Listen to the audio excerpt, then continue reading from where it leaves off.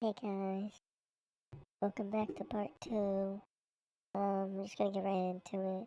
So, I was watching YouTube, um, and I guess I had just seen one too many Tomodachi Life videos.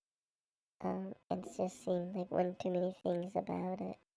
Um, cause the the new Tomodachi Life game, it recently came out, and I'm just like, I'm just gonna figure out how to play that.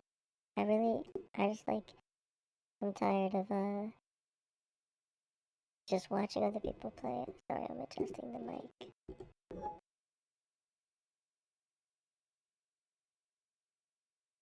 Um, so I just looked up because I don't have a Switch.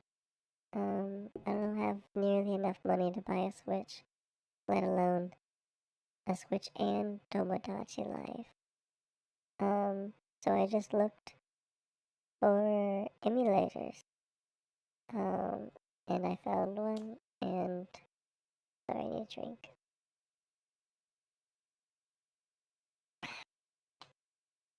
And I spent a few minutes, maybe like an hour-ish. No, it wasn't an hour. It was like at the most 30 minutes. It actually wasn't too hard to set up. It's actually decently straightforward. I found like one video. It was like 2 or 4 minutes long. And it basically just like explained everything. Good video. And then I found a ROM for Tomodachi Life. I had a bit of trouble finding like a real one, but I did. I found a real one, and then I loaded it up. I was so excited, and it worked. It was really cool. It's not difficult at all to to uh to get it to work. Um, you can use your keyboard, but I do have the only controller I own that still works is a Steam controller. And I didn't even buy it. One day we got a package, and it was a Steam controller, but it was addressed to Jerry Yang. So Jerry Yang, if you're listening out there, I'm really sorry, but it's the only controller I have. And thank you, and I really, really hope that you got your controller in the end. Um, and um, also like the touchpad is kind of not working as well anymore, so it's it's definitely past its prime. But it's only one I have. Uh, but uh, the buttons and the only joystick that it has one joystick. If you don't know, the original Steam controller only has one joystick. Kind of annoying, but hey, it works, I guess. Um, so like I use the controller for most of it, which was fun. I usually don't like the reason why I only own one working controller is because I usually don't even play with controller. Like I kind of grew up on PC games, so I never really like controllers just aren't natural to me. But I will play them if it is like a convenient and it's like especially with Tomodachi Life. It's one it's like built for like a joystick to be used, so that's part of it. And it's like it's very simple, so it's not like like I need like reaction times or accuracy or anything. So it was fine. Um I would use my controller for the most part, and then sometimes I'd use the keyboard if I had to.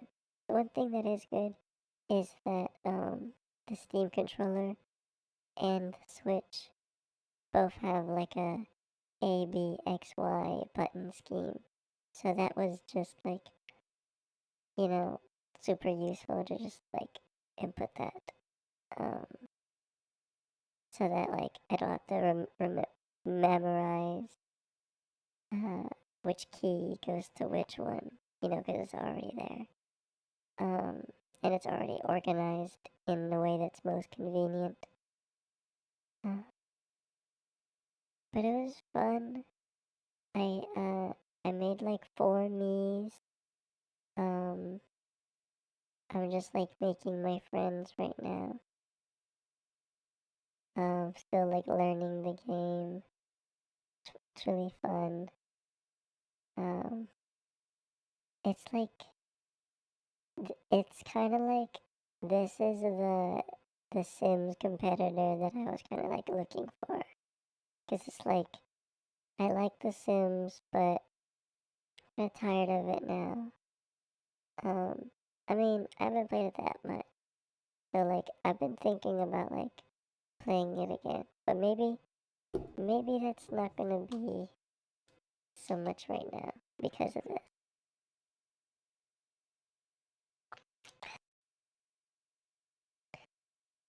But Enjoy kind of like I don't know. At least right now. I mean, it's like early access, so it's like I can't really judge the game too harshly. But right now it's like I'll I'll give it a few years to see if it really like develops into its own thing. But as of now, I'm not really interested in it anymore. Um, Life by You, that seemed promising, but then they like dropped it. Um, I guess because they realized that like making anything that could be competitive to The Sims does take a lot of work. Um, like I think part of the reason why Tomodachi uh, excels where others like don't is one, it's already its own franchise. I found out when like looking it up, there was a previous game. And also it's like made by Nintendo. And listen, I'm definitely not a Nintendo glazer. I don't care about like Mario or Zelda or any of like really any of the mainstream uh Nintendo games. I think Animal Crossing looked interesting, but I never played it. Um,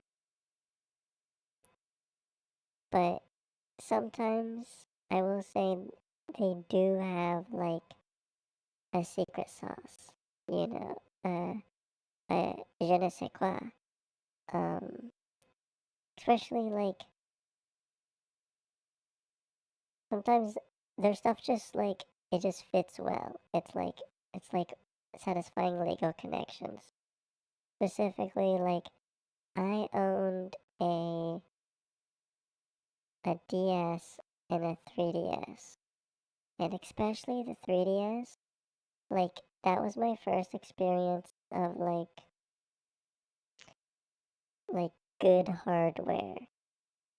That's like there I'd spent so much time just playing around with like the base functions, like the camera, um the little like sound recording app, their YouTube app. That's how I watched YouTube when I was like a child for the first time. Well, that's not true, but that's how I really started to get into YouTube. Um, was was through my 3DS. Um, and like the whole me thing, cause like I uh, my cousin had a Wii. I was like, I play on a Wii. And also, the Wii was really cool. It was kind of gimmicky, to be honest. Thinking back on it, like the controllers weren't great, but they did work. It's like they worked most of the time, more than 50%. Therefore, you could like actually enjoy games. Um, and it was cool. It was like, I don't know. I feel like so many things in my country are like built to break. It's like I mean I never owned an Xbox, so I can't really speak on that. But I mean the infamous Red Ring of Death, that's comes to my mind. Um and just like I don't know, I have so much like it just feels like everything's lowering in quality. And it's been like that for a while. Um and not to like glaze Japanese products, because it's like I'm sure there's like the same things. And it's like I also haven't owned a Nintendo device in years. So I can't even say if like I don't even I guess I will say I don't even notice a like what's the big upgrade between the Switch and the Switch 2? I don't know. Like at least like with the DS, well, Game Boy and then DS, like huge upgrade. Uh, DS to DSi, not as big of a leap, but like the camera and stuff. I remember seeing a friend having it, and I was like, "Whoa, this is like really cool." Like, I mean, I was a child, but I thought it was cooler than my DS, and I loved my DS. And then, admittedly, DSi to 3DS, like again, 3D, kind of a bit of a gimmick. Uh, Retrospectively, thinking like I rarely used it. I did use it every once in a while, just because it's like, hey, it's a function, and it's like it's kind of the whole point of the device. But yeah, it was very underused because it kind of like, like it worked good enough to say, yeah, sure, that I guess that is 3D. But there wasn't a lot of like use cases. It was just like a visual thing, and it like hurt your eyes if you looked at it for too long, anyways. It was like it was hard to even make it enjoyable in the first place. But like it was still a Nintendo product, and it was still like a DS with all the stuff of the DSi and the new stuff. I don't know what a lot of the differences between the DS and the DSi. I mean the 3DS and the DSi, because I never owned a DSi. But I thought the 3DS was a good product on its own. I was a child though, but still, like, it's a good product for a child, I guess. That's a very good takeaway. Um, but then the change between the 3DS. Oh wait, no. So the 3DS and then the Wii. But the Wii is kind of like the Wii actually isn't really a replacement of the 3DS. It's more like, in a sense, a replacement of like the the NES and the NES 64 or whatever, like the home console, because it's like you can own a Wii and own a 3DS, and like if you're a kid, you'll find time to play on both because they serve different purposes. If you have a 3DS and a DSi, you're probably not going to play on both because the 3DS can do probably everything the DSi can and more. Like it can play the latest games and stuff. And the 3